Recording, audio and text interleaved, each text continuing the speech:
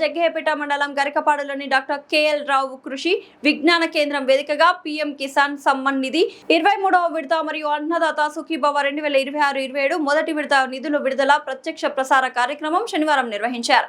ఈ కార్యక్రమానికి ముఖ్య అతిథిగా హాజరైన జగ్గయ్యపేట శాసనసభ్యులు శ్రీరామ్ రాజగోపాల్ తాతయ్య మాట్లాడుతూ ప్రస్తుత కూటమి ప్రభుత్వం రైతు సంక్షేమానికి పెద్దపీట వేస్తోందని, అందులో భాగంగానే రైతులకు వివిధ సంక్షేమ పథకాలను రాయితీలను పారదర్శకంగా అందిస్తున్నామని వివరించారు. జగ్గయ్యపేట మండల వ్యవసాయ సహాయ సంచాలకులు శ్రీ భవాని మాట్లాడుతూ ప్రస్తుత సాగు సీజన్ కు సంబంధించి రైతులకు అవసరమైన యూరియా లభ్యత మరియు దాని పంపిణీ ప్రభుత్వం తీసుకుంటున్న ముందస్తు ఏర్పాట్లను సభకు తెలియజేశారు.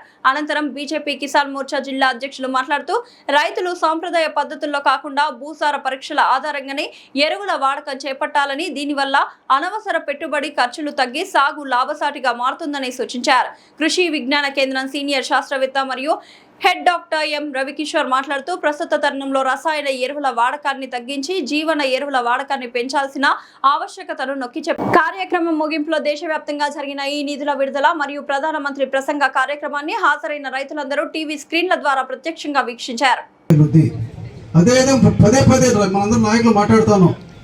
కనీసం ప్రతి ఒక్కరు కూడా ఈ సంవత్సరం రెడ్డి గారు కావచ్చు, నరసయ్య గారు కావచ్చు, గోపి గారు కావచ్చు, కసుకు శ్రీనివాస అందరూ కూడా కనీసం మీ దగ్గర ఉన్న పొలంలో 10% ప్రకృతి వ్యవసాయం చేస్తే మనం చెప్పే మాట పదే చెప్తా ఉన్నాం.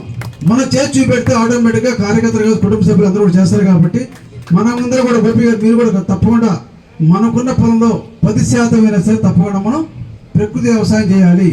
మనం కూడా వాడక తగ్గించాలి. నానో యూరియా అదేవిధంగా బయో ఫెర్టిలైజర్ కూడా వాడుతూ ప్రయత్నం తప్పకుండా మనతో పాటు సమాజం మారుతుంది. కాబట్టి ఆ విధంగా చేద్దామని చెప్పి తెలియజేస్తూ